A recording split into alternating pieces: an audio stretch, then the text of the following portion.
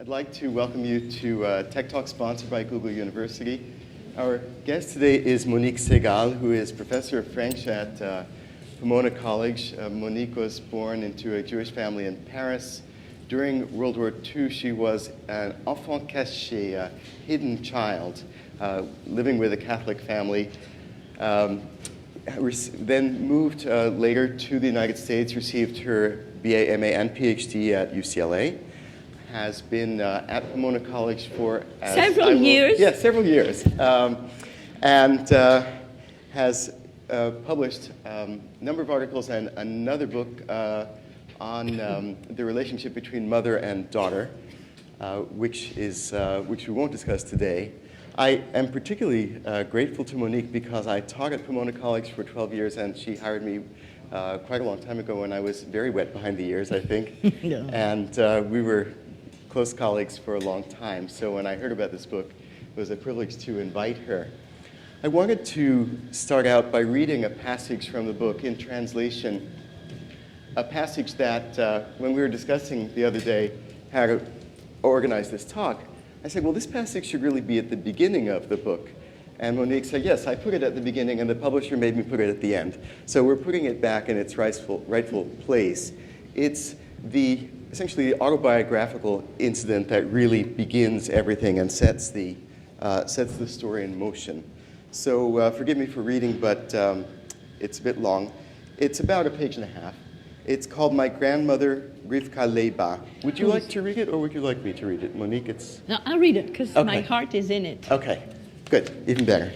Okay, Rivka Leiba, my grandmother, was Romanian. This is why it is such a weird name.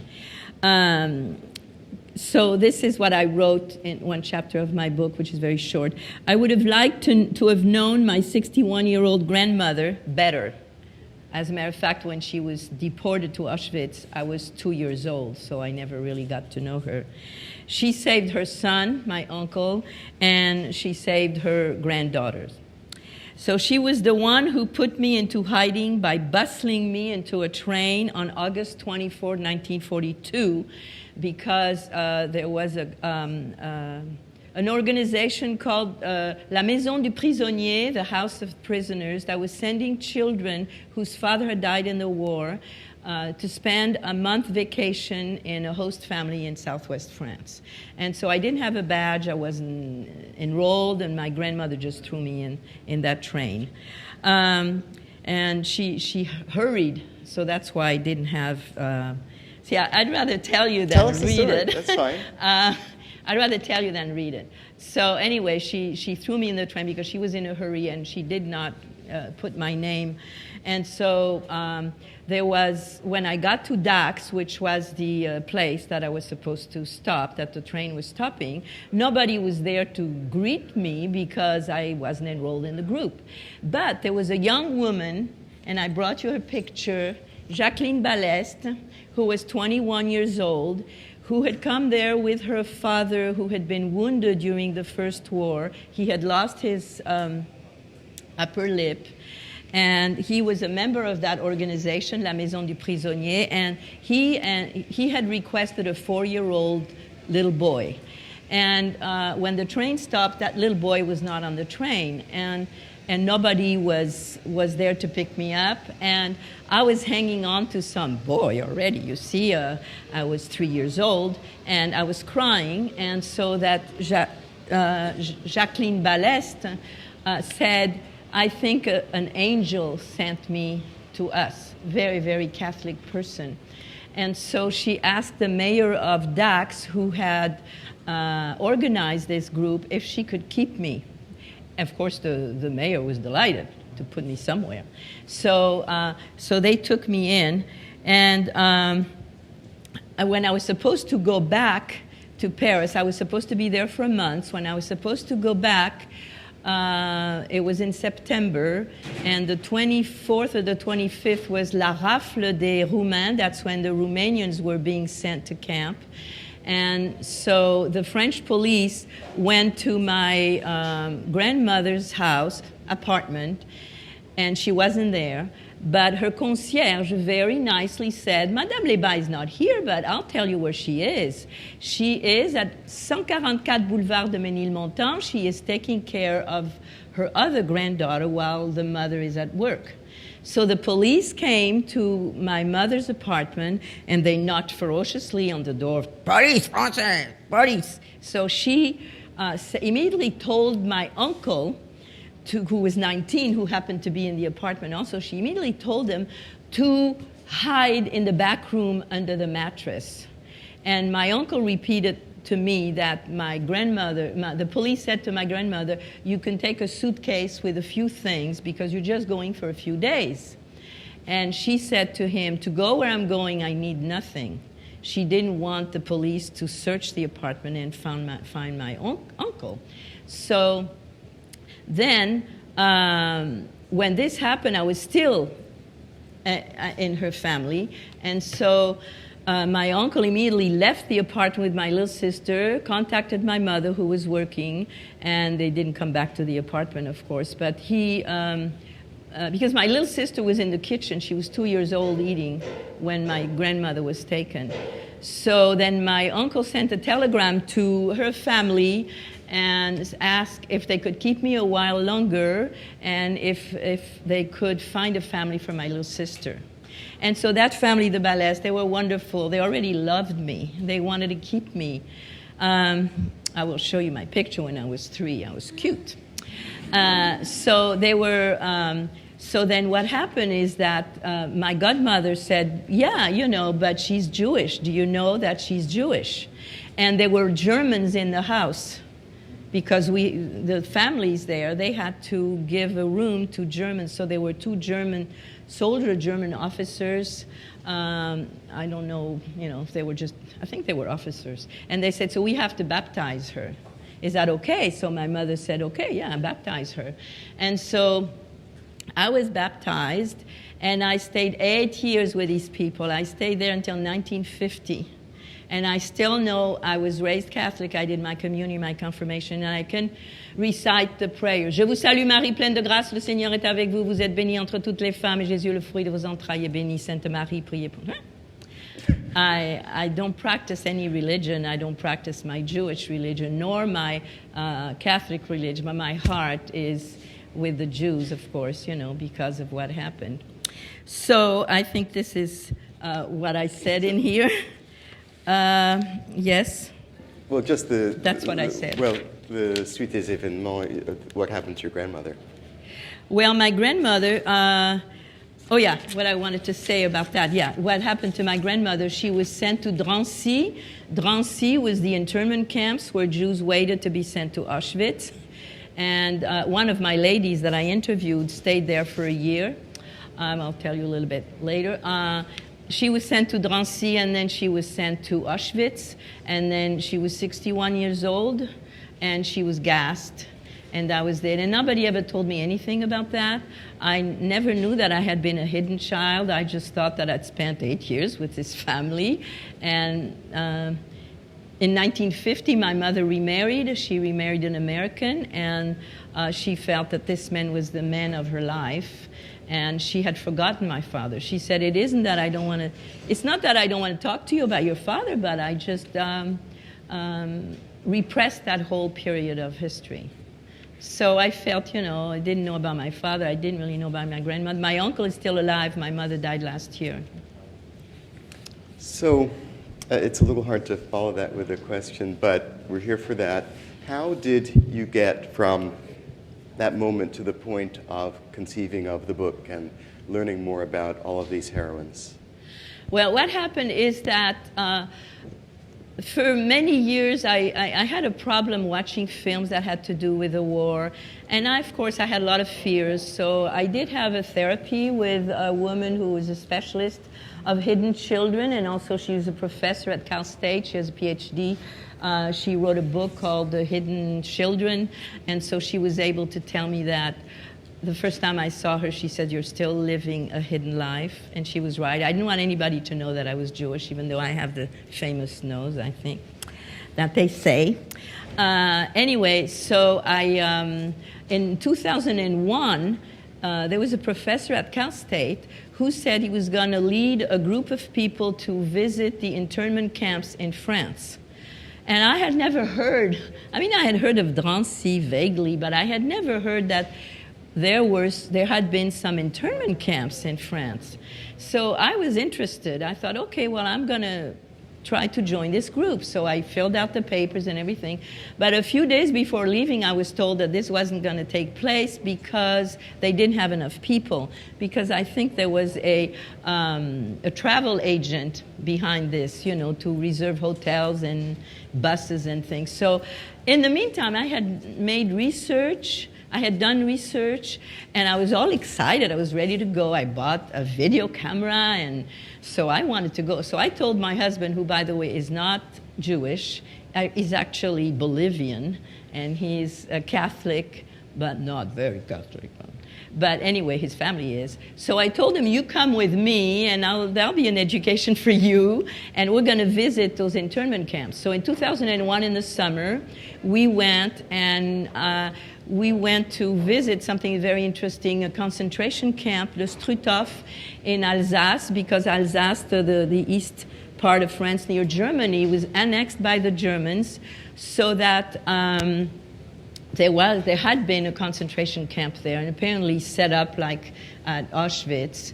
And I tried to lift up the wheelbarrow that these women had to carry in order to build roads. They had to build roads. They had to do very hard labor with very little food and very little to drink. And I had a very hard time to lift up. That was, 7 years ago, so I was a little younger and stronger, but still, it was sort of very heavy. And then I saw the crematorium.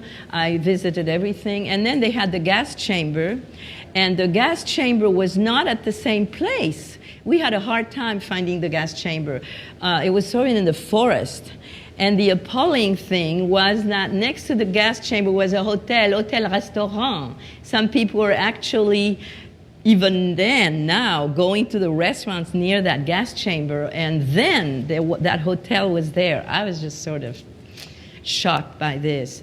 So then we went to Isieux, where there was a home for Jewish children. They were all gassed, 42 of them. I was able to meet the teacher that they had, and the reason why the teacher wasn't killed was because it was Easter vacation, so she was home, but the children were there because that's where they lived.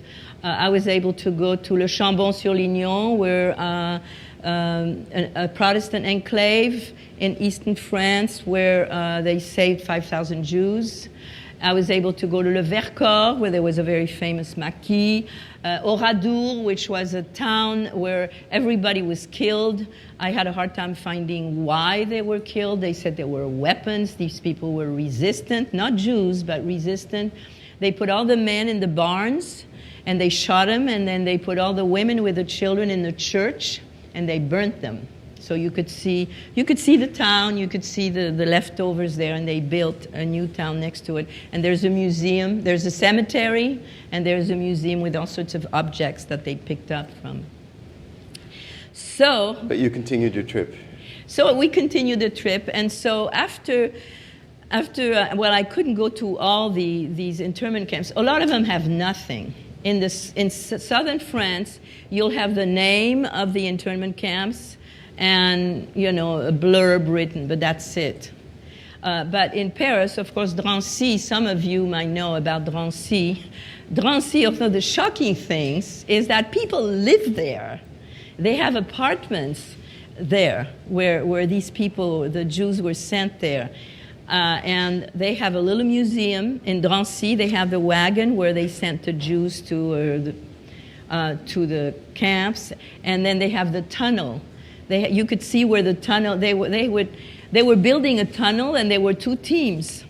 And one guy who was working in one of the teams, he was transferred to another camp, and he said, "Oh, Drancy was much better because we had a tunnel, and we were going to escape." So this didn't fall dans l'oreille d'un sourd. This didn't fall in a deaf ear. Yeah. And so he went and said, "Oh, that." And so immediately, of course, they went to Drancy and they arrested that team There were two teams, and the woman that I interviewed, her husband was on the other team. So he didn't die, he wasn't taken. He was a doctor. Nothing to do with that, but he was in the other team. So Drancy has a few things, you know, and it has a big statue. So Drancy is something, you know, you want to go see. But Bonne-la-Rolande and Pithiviers were not very far from that. These were two other internment camps where there is some kind of a monument with stones, because Jews were not supposed to bring flowers. I didn't know that. So they bring stones. So that was that. So then when I finished, I said, what am I going to do with all that stuff? You know, I didn't want to do something sad. I didn't want to write about the Holocaust because I thought enough has been written. So I thought, well, why don't I try to find women who were in the French resistance and interview them and film them. And I've done that. I filmed them, and all my films, all my DVDs have English subtitles. That was done by students at Pomona. By the way, I'm thanking Pomona for helping me out with this. And this is the person here, my former student, Anna Krasnowski, who is my translator. But we don't know when we'll be able to publish that here, because my French publisher is giving me trouble for having it translated in English. So anyway, so then I thought, well, where am I going to find these women? So I went to the De Gaulle Foundation, because you know that De Gaulle was in England fighting for free France. And then I went to the ADIR, which is the organization for the déportés. Deport people who've been deported. People. Yeah. I went to a publishing house. There's a publishing house called Édition du Félin. I will show you on my DVD, I will show you that the books that some of the women have written. And I asked them to take out all the books that they had on the resistance written by women. So they took out the books, and I wrote to these women through the publisher. And some of them even had their phone number in the phone book. Lucie Aubrac, who's very well known, some of you might know Lucie Aubrac, because she wrote a book called Ils partiront dans l'ivresse, which was the code used when they were supposed to leave for England. And her book has been translated in English under the title of Outwitting the Gestapo.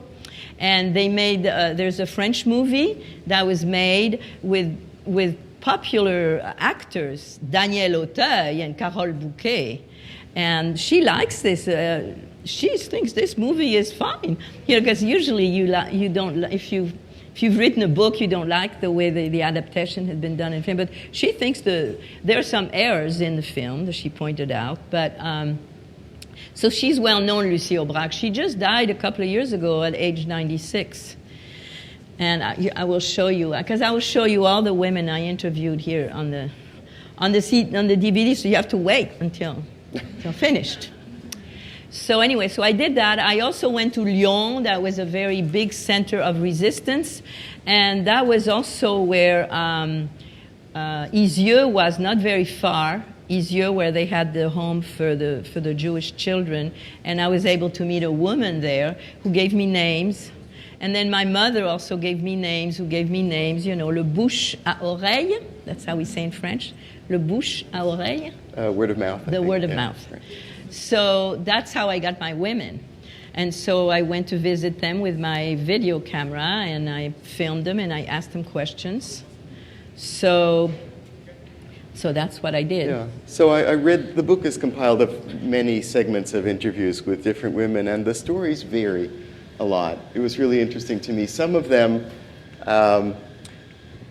were engaged in really what we would now probably call terrorist acts, right? Uh-huh. They were sort of They were throwing called the bombs terrorists. Yeah. Even then, they were called terrorists. And some of them had much different kinds of acts of resistance. Some of them very small.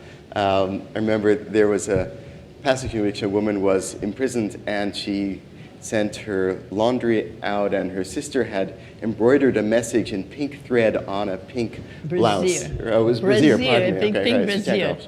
So there's a lot of sort of infiltration, a lot of very quiet work. In the sense, you know, it was women doing what used to be referred to as women's work in a way that supported the resistance against the Nazis. But the thing about the pink brassiere, was that where did they, because then this woman was communicating with her sister. Anyway, with thread and needle, they had a guard, an SS woman, and they said to this SS woman, you know, we can do things for you, we can do clothes for you, we can knit sweaters for you, just bring us the material.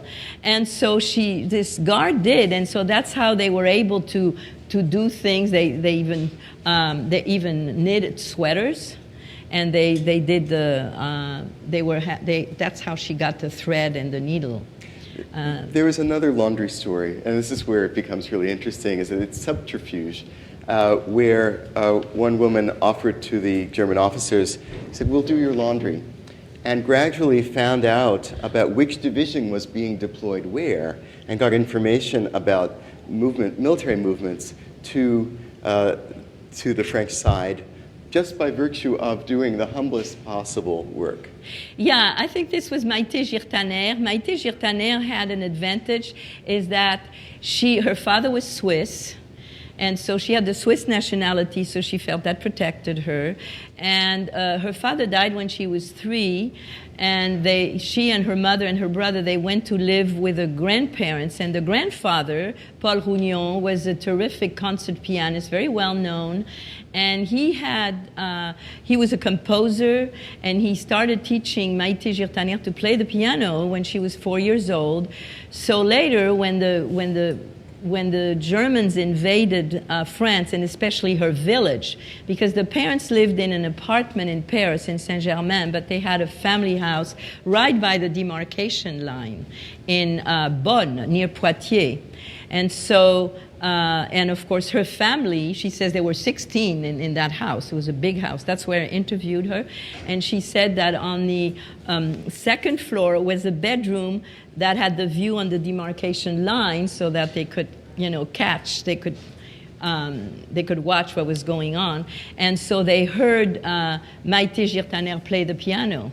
So she told me that because she had a Swiss nationality, because she could play the piano so well, because she was young, she had a bicycle, and she spoke German fluently without any accent.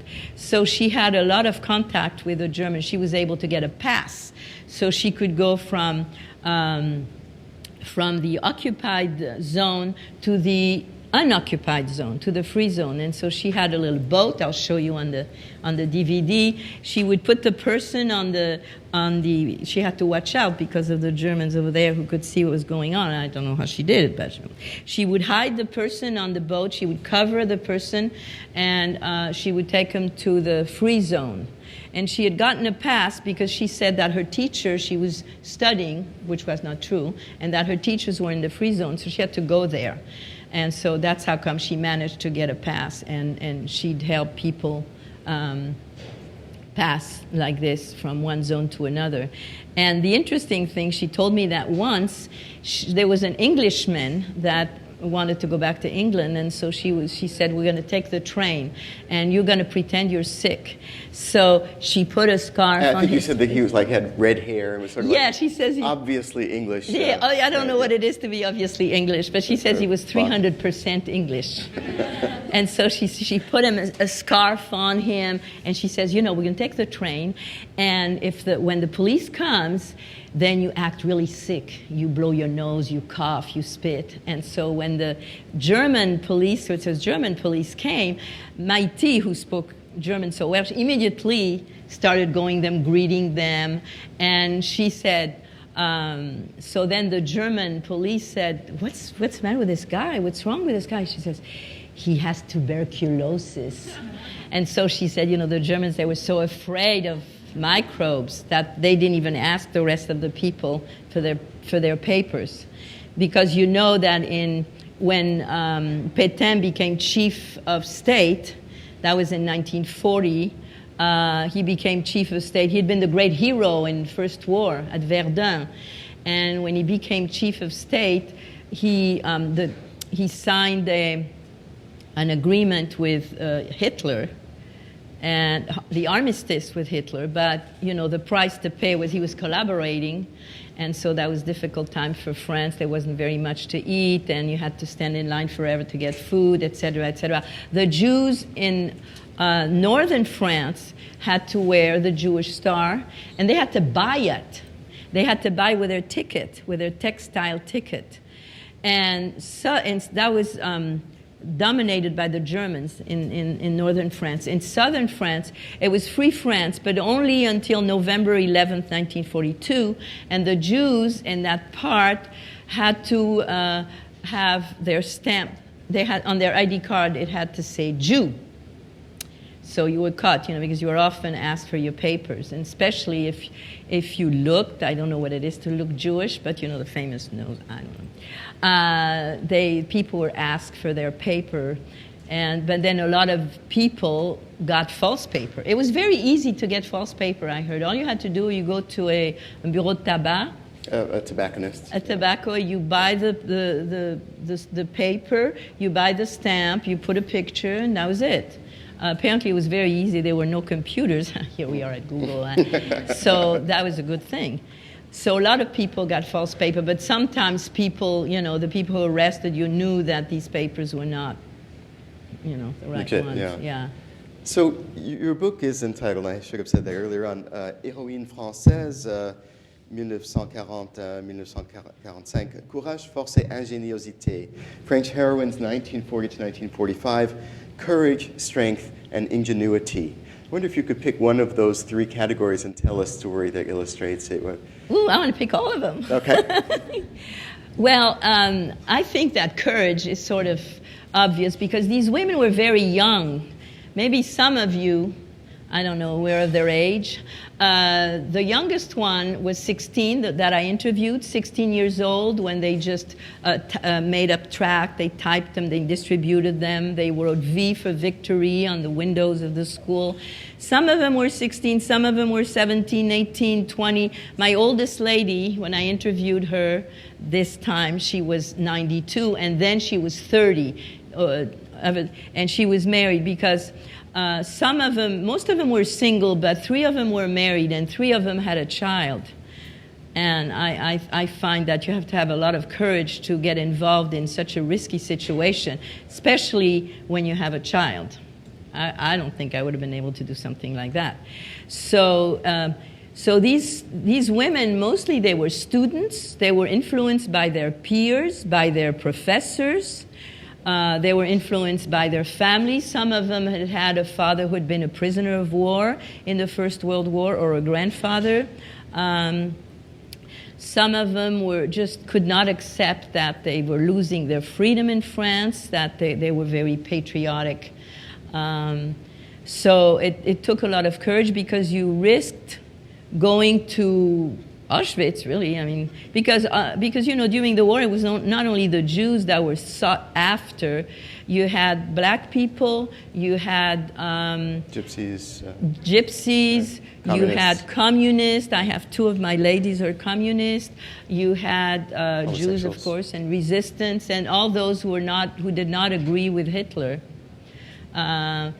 And actually, in France, I think it was a little worse because I don't think Hitler asked for children to be sent to the camps. It was le premier de Pétain. His name was Laval. He was the one who thought, what are we going to do with all those children? Sent them to camp.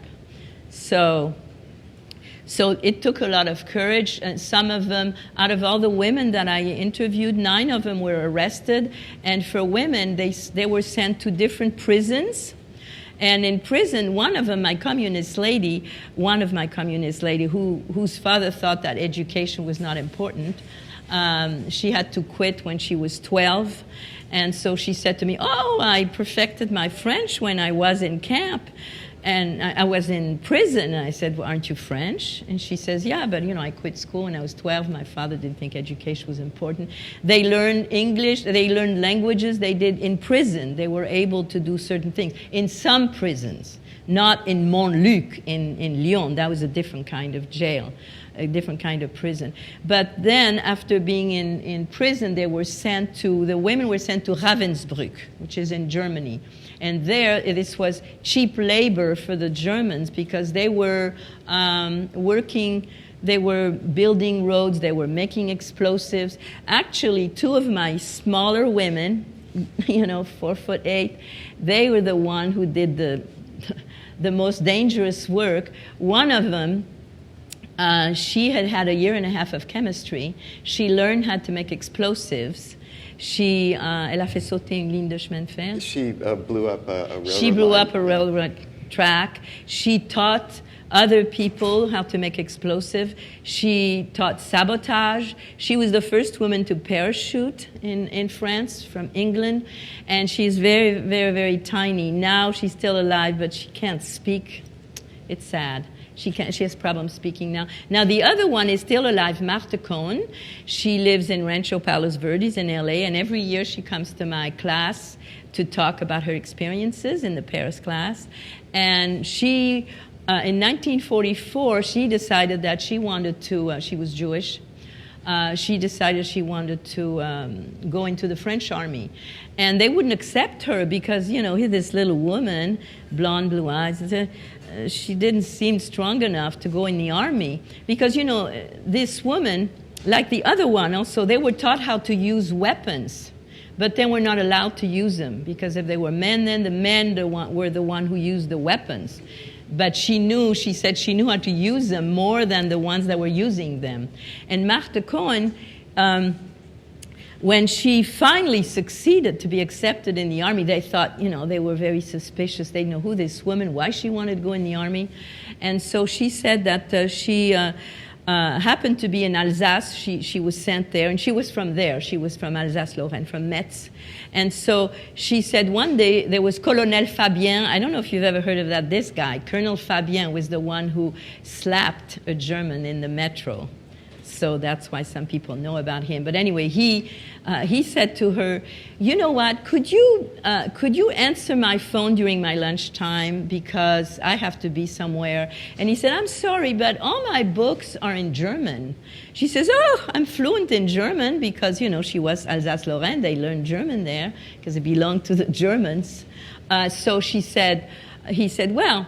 Okay. And he said, "Oh, you speak German fluently. Well, do you want to work for the intelligence? Do you want to be a spy?" And she says, "You can't say no to a colonel."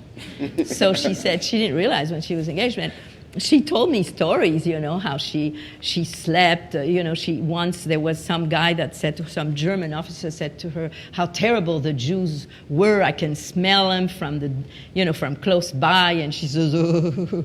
And but she was a nurse. Martha Cohen was a nurse, so she was able when he had a problem, he got wounded. She was able to cure him, and so he was very grateful. So he invited her to where he was, and so she was able to gather a lot of information and bring it back to France. And so Martha Cohen, she's now 87, but she's still lecturing and doing this. So she wrote a book, you'll see on here. Just to pick up on... Oh, go ahead. I took a class where you had her come speak to our class. Yeah. It's like very vivid memory from college.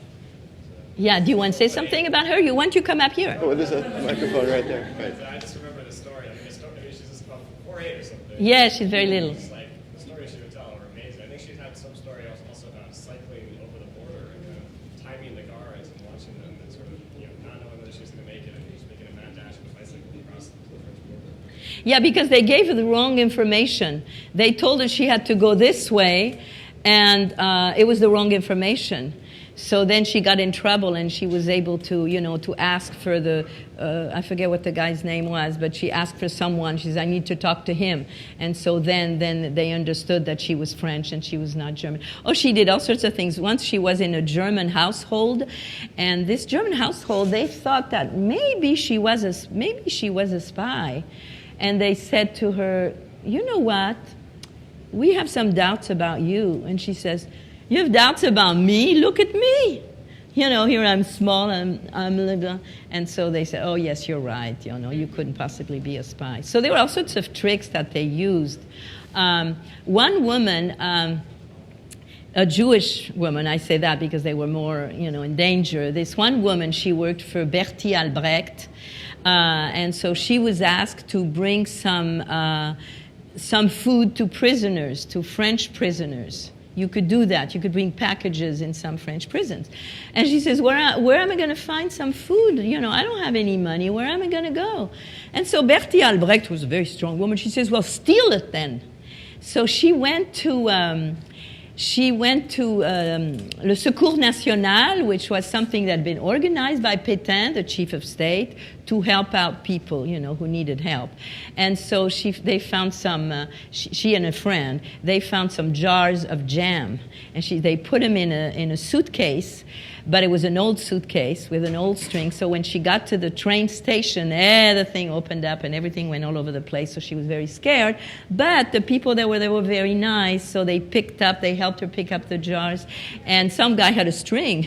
And so that was good. So then put that string, and then she went to deliver the thing. So this takes a lot of courage. And the ingenuity, the courage, force, Courage, force, ingéniosité. Yeah, la force, the strength. The strength was some women, one woman, Brigitte Friang, she had a look that paralyzed people. And she said she had looked at a SS guard and she just froze. And then there was another one who was very insolent. And she had done something she wasn't supposed to. She had put a stool on top of a table in her cell to look through the window to see what was going on, and she was discovered. And so she was told by the guard, you know what, if you continue doing this, we're going to they took the stool, of course, and they said, if you continue doing this, we'll put you in a cell without light with rats and nothing to eat. And she says, well, I will eat the rats. And they told me, with the guts, if you had guts, you sort of inspired respect. And also, some of the guards were not all mean. Some of them were there, but, they didn't really like to be there, so they tried to help you. And this same woman told me that the guard, when she was in the cell, the guard said, triste femme, sad woman here, and he would bring her books to read. And then if somebody came, then he would make a certain kind of noise so that she would know to put the books away. So not everybody was,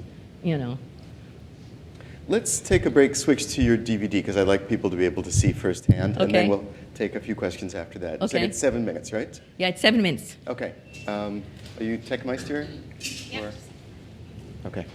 And the song that you're going to hear is the song of the resistance, and I love it. It's like a march, and it's calling people to fight. And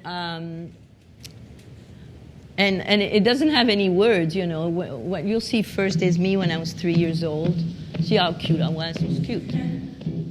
This is my godmother and my godfather. The men were not very good. This is the line of demarcation with Vichy here.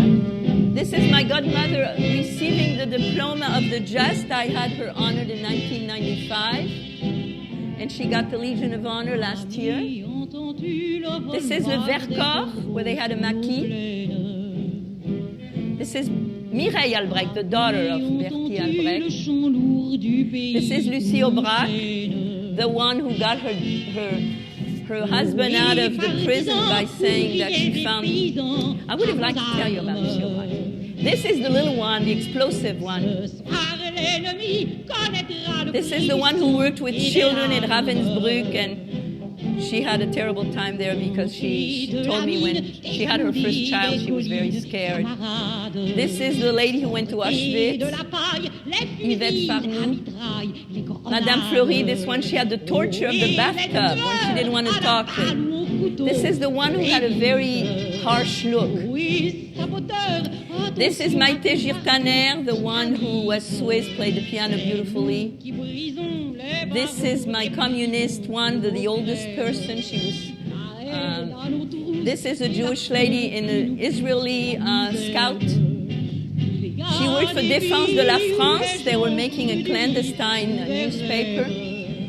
This is Noëlla Rouget. She lives in Switzerland. She was a liaison agent. This is another communist, Raymond Tillon. This was a person working for Défense de la France and the clandestine paper. This was the lady a Jewish lady who was in Drancy for a year. And this is Marthe Cohen. And the one in Drancy, this is, she worked for Défense de la France, Jacqueline Pardon. And this is Claire Richet. She worked for a different work group. And this was the one that worked this is my grandmother. That my uncle discovered this picture.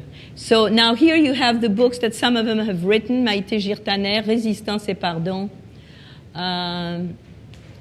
This is the one who worked with the children. And this is Marthe Cohen. This book has been translated in English, and she says it's no longer available.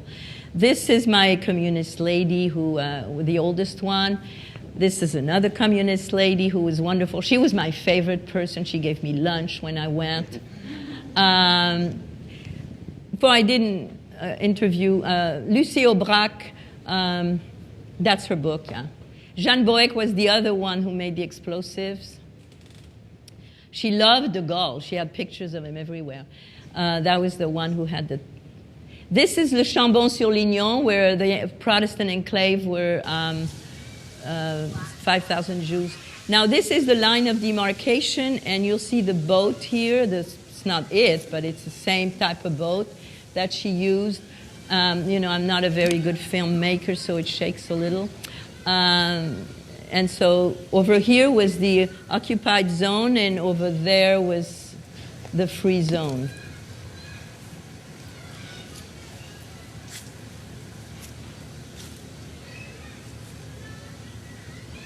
And so Maïté Girtaner, she hid people in the woods also. Et alors, now, en here is the interview. 1940, où est-ce que vous étiez? Alors, en 1900, nous habitions la région parisienne, et en 1940, quand les choses ont commencé à aller mal, nous sommes venus ici, où nous passions tous les étés dans cette propriété.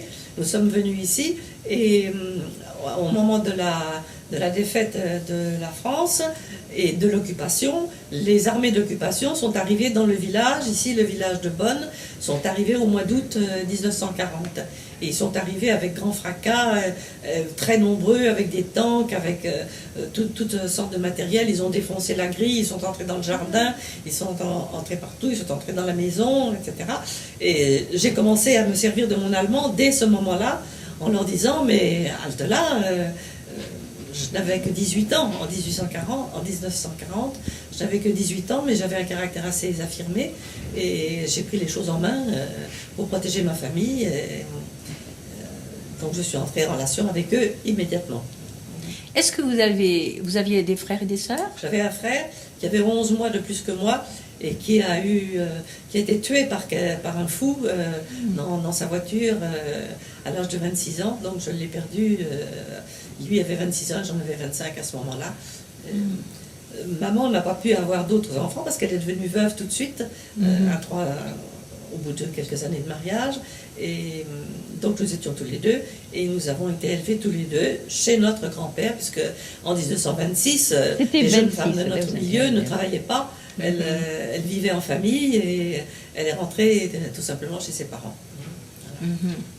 Et alors comment est-ce que vous avez commencé, comment est-ce que vous êtes engagé dans la résistance? Comment est-ce que ça a commencé? Ça a commencé très simplement, ce fameux 25 août 1940, quand les Allemands sont arrivés dans le village et que j'ai vu qu'ils occupaient les maisons, le château, les terrains et qu'ils donnaient des ordres, etc. J'ai eu une espèce de révolte, de colère. J'appelle ça une colère biblique parce que je ne suis pas du tout coléreuse de tempérament ni de nature, mais trop c'était trop. Et je me suis dit immédiatement, mais dans l'heure qui a suivi, je me suis dit il faut faire quelque chose. Et alors j'avais comme atout, j'avais ma bicyclette qui me permettait de circuler où je voulais, j'avais l'allemand qui me permettait de dialoguer avec les occupants, et j'avais mon piano qui les séduisait beaucoup et qui me permettait d'avoir une espèce d'emprise sur eux par la musique.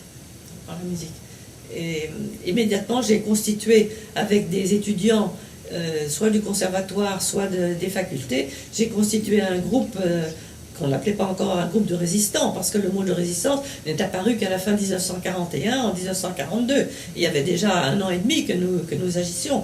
Mais j'ai constitué un groupe qui a cherché par tous les moyens, surtout au début, à sauver les personnes qui étaient en danger de mort parce que poursuivies par la Gestapo allemande. She was taken in a basement of a castle in center France, and she was tortured by some fellow called Leo. He was 26 years old at the time, and they started a conversation.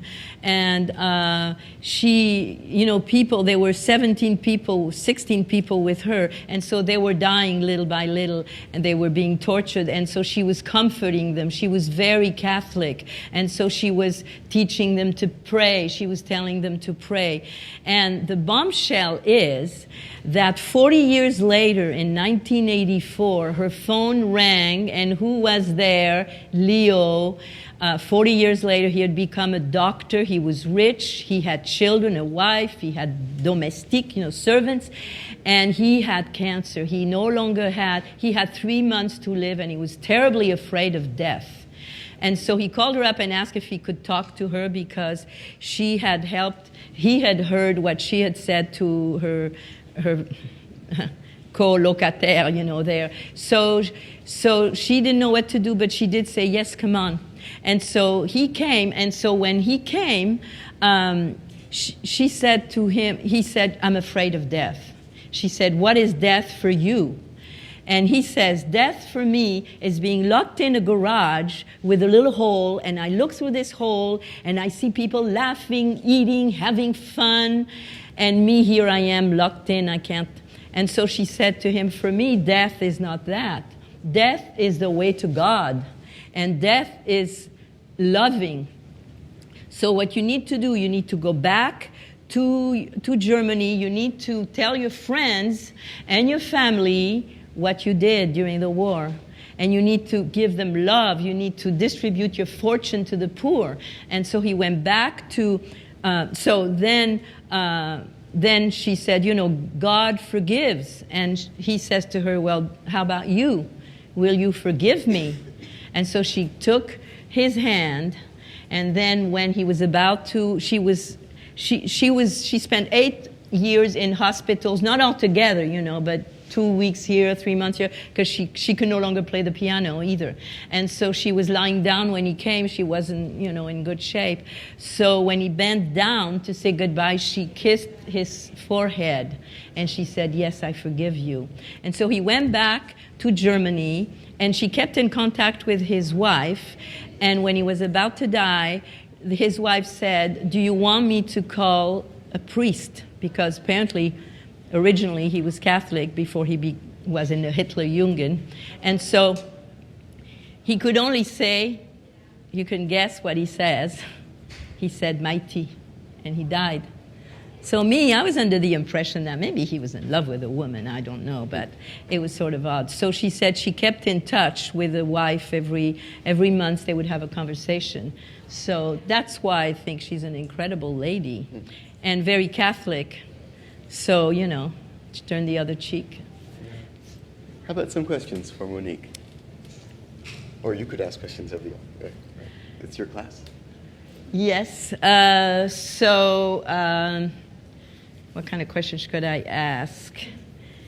What do you think, for instance, my question would be, he talked about the womanly job that women could do because that was very important, to wash somebody's clothes or to bring some food to families of prisoners. What other thing do you think women could do or could have done to help people in need beside the womanly things?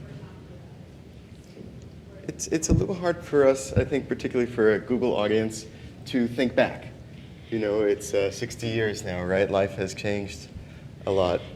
These women were called terrorists, They called them terrorists because they were doing things in hiding to save people, to save innocent people. I don't know. I don't know what kind of questions to ask you because I know it. Yeah. I know my stuff. Yes. So I remember seeing a couple of monuments in Do you want to stand up at the mic just so everybody can hear? What is your first name? I forget. Matt. Matt Holder. You come over here. No. Oh, no. I'll talk to you after. So I remember seeing some monuments where, because of a resistance action that maybe killed a couple of German officers, that they rounded up 50 or 100 civilians and just executed everybody. And I wondered, did that really have a chilling effect on the resistance, or how did the resistance sort of deal with these German tactics to try to? You know what they say, these women say, they say that people say they didn't really know what was going on about people being killed. They know that people were being rounded up and they were sent to camps. But they said that they thought they were sent to labor camps, not to camps where they would be gassed. And this is what they told me. They didn't know exactly. They knew that they were doing something wrong by arresting Jews and people who didn't agree with the Hitler regime, but they didn't know that it meant it was the final solution, that Hitler had decided.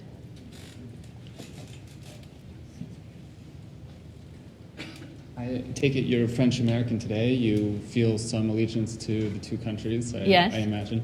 Has France done enough to preserve this history? Well, France has begun when Chirac was president. He apologized. He admitted that France had not conducted itself very well during the war. The thing that happened during the war was that you had a lot of people, there were some collaborators, and there were some people who were resisting, helping the people, the innocent people that were being taken to camps. But most people were just indifferent. Most people were indifferent, and also, I don't blame them. I mean, like one woman told me, who was a Jewish lady, she was working with the Jewish scouts. She was trying to find housing for people in need, and she told me, after all, we were working for our brothers. I was trying to find, for Jewish children, a Jewish family, I was trying to find a home. But these other people who were not Jews, they had a lot of courage to risk their lives for that. And now Sarkozy also, has said something about what happened during the war. So France is waking up, When I was a student in the lycée in France, we didn't even talk about World War I. We just stopped at Napoleon. I never, And it's the same thing with literature. We never did Baudelaire. We stopped at Victor Hugo. So France didn't talk about this for the longest time because maybe they were embarrassed or they were not very proud of what had happened. But I think now it's more open. And the women I talked to, I asked them if their children were interested in their stories. And they told me that their children were not, in general, interested. The Jewish lady who went to Auschwitz says, we didn't want to tell our children about what happened. When we're dead, they'll find our videos, they'll find things that have been written, and I'm sure that in schools, some students know more than our children. It's the grandchildren. It's the grandchildren who are interested. I guess we needed to have the distance. Me, I was not interested either. And here my grandmother died at Auschwitz, and when I saw that gas chamber, it did something to me. So it's a question of distance. I think also for the people who were in the resistance, I think also it was very difficult for them sometimes to talk to their children. And I think there was kind of because I see that in my family, it was my grandparents were in the resistance, but kind of one of the side stories about women doing strange things with their kids. My grandmother was carrying tracts and journals or prints in my uncle's prams, under the mattress, and she was just carrying him around Lyon. And it was kind of, the courage of taking your kid around that is quite amazing. But I think it was difficult for my grandparents to talk to their kids about it. And as a grandkid, I would have liked to be able to talk about them. They're not alive anymore, so it's kind of through books and through things that you discover things. But I think there was kind of that split too about that generation, that the first generation didn't really want to talk about it, and the people who lived it wanted to leave that behind and not necessarily talk about it. And now the That's next it. generation would like to learn more, but sometimes there's some breaks, and that's why I think books like the ones you're writing are important to kind of keep that history going. Yeah, they told me they wanted to start their life again. Most of them after that, they got married, they had children. They wanted to, and my own mother wouldn't talk to me at all about whatever. My own mother never talked to me about my father. She says, I don't remember him. He went to war. He went in the army. He came home. He got me pregnant with you. He went back to war, came back, got me pregnant with your sister. And that was the story of my father, And she said she repressed that whole time, because it was too hard, She lost her husband. She got married when she was 19. She lost her husband when he was 22. And when she was 22, she lost her mother. So she just repressed it, and she thought that her American husband was her saint. And when I went back to live with them, I was 12. So it was hard for everybody. Yeah. That's how come I came here. I think we need to stop questions because time is up. We do have 3 copies of Monique's book, and we'd be happy to give them away. I'm sure Monique would be happy to sign them. It would be nice if people who spoke French would take them so we know they'll be read. And I'd like to thank you all for coming, and grand merci à Monique d'avoir parlé avec nous. Oui, merci à toi. Okay. Je fais une bise. Fantastic.